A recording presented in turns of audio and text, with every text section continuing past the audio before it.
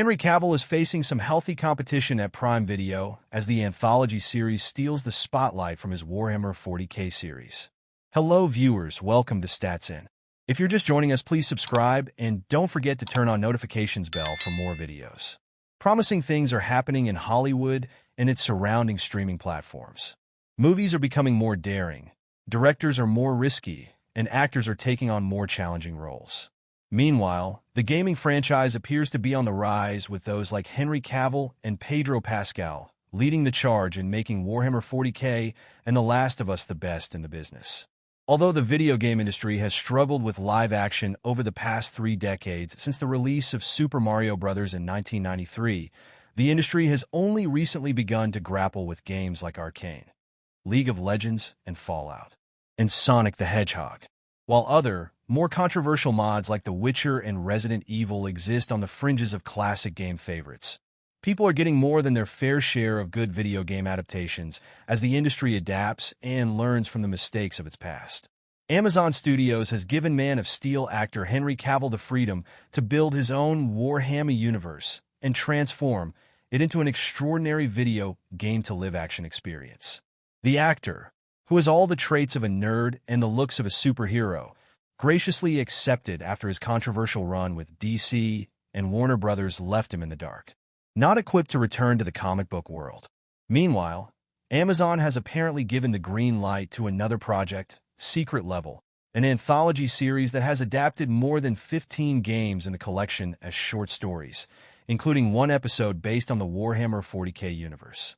The question now in the wake of the new Prime Video series is whether Secret Level has anything to do with director Henry Cavill's Warhammer 40K series, or if the two are planning to cross over anytime soon. Suffice it to say, whatever the answer, Cavill's vast world of live action has faced some serious competition, even though both projects appear to be under the auspices of the same studio. Following the massive success of Jonathan Nolan's Fallout, Prime Video is looking to adapt more video game franchises as the streaming platform appears to be cooking up the perfect recipe for success in its latest attempt.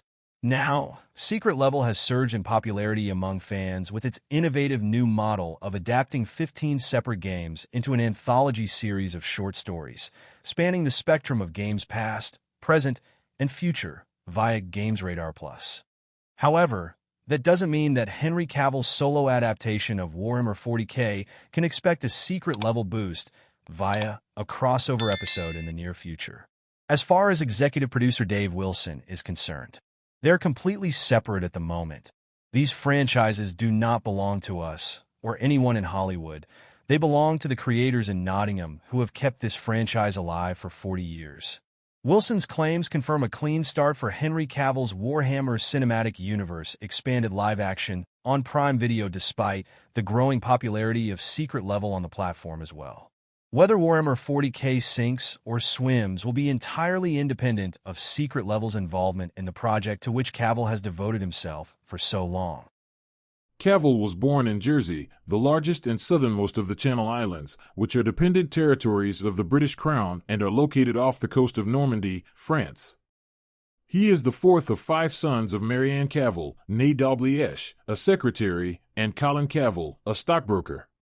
The family lived in St. Helier, where Henry Cavill grew up playing computer games with his brothers. At age 13, he left Jersey to attend the Stowe School, a boarding school in Buckinghamshire, England. At Stowe, Cavill developed an interest in acting and participated in school productions, including Grease, A Midsummer Night's Dream, and Tom Stoppard's Dog's Hamlet. At age 16, he and his classmates had the opportunity to be extras in the movie Proof of Life, 2000, starring Russell Crowe. While on set, Cavill introduced himself to the recent Oscar winner who encouraged him to pursue acting professionally. Cavill soon landed a role in Vendetta, 2001, followed by another in Kevin Reynolds' big-screen adaptation of The Count of Monte Cristo, 2002. For the part of Albert Mandego, Cavill, who has said that he was teased for being overweight as a kid, was encouraged to lose several pounds. In addition, Cavill had guest roles in a number of British television shows as well as supporting parts in the coming-of-age film I Capture the Castle, 2003. And an adaptation of the Celtic romance Tristan plus Isolde, 2006. During this period, Cavill auditioned for several iconic roles, including Superman and James Bond, which ultimately went to Brandon Routh in Superman Returns and Daniel Craig in Casino Royale, both 2006, respectively. Those setbacks led him to consider following in the footsteps of two of his elder brothers and joining the armed forces. In 2007, however, Cavill garnered his first leading role in The Tudors, a cable series following the exploits of Henry VIII, played by Irish actor Jonathan Rhys-Meyers. Cavill portrayed Charles Brandon, a loyal courtier to the king. The series helped make Cavill a familiar face, and during its 4 seasons, 2007 to 10, he also appeared in such films as the adventure fantasy Stardust, 2007, and the Woody Allen comedy Whatever Works, 2009. After The Tudors, Cavill proved his skill as an action star, playing Greek hero Theseus in Immortals, 2011, and the son of a CIA agent, played by Bruce Willis, in The Cold Light of Day, 2012. In 2011, Cavill announced that he had been cast as Clark Kent/Superman in Man of Steel, 2013. He later admitted that he had missed the call from director Zack Snyder offering him the job because he had been playing the online game World of Warcraft. To portray the Man of Steel, Cavill transformed his body, adding so much muscle that he sometimes split the seams of his Superman costume.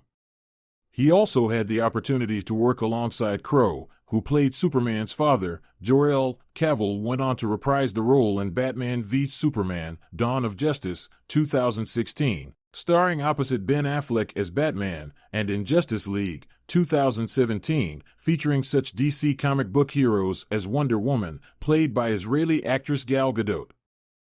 In between Superman films, Cavill starred in director Guy Ritchie's big-screen adaptation of The Man from UNCLE, 2015, playing a CIA agent who teams up with a KGB agent, played by Armie Hammer, and in Sandcastle, 2017, portraying a Special Forces captain on a 2003 tour of Iraq. Cavill then played the main antagonist in Mission Impossible Fallout, 2018, the 6th installment of Tom Cruise's Mission Impossible series.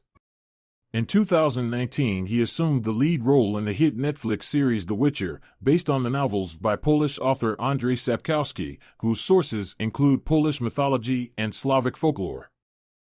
Cavill played Sherlock Holmes, the elder brother of aspiring sleuth Enola Holmes in the movies Enola Holmes, 2020, and Enola Holmes 2, 2022.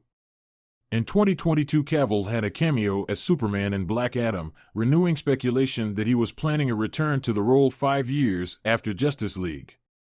Cavill confirmed the rumors in the fall, but a couple of months later he wrote on Instagram that the studio had decided to go in a different direction.